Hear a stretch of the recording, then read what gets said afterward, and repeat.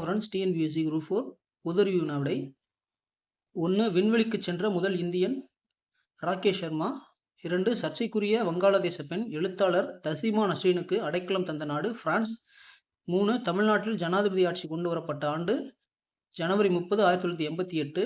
அடுத்து அலகாபாத்தில் home rule ஆரம்பித்தவர் Sri Balagangadhara திலகர்.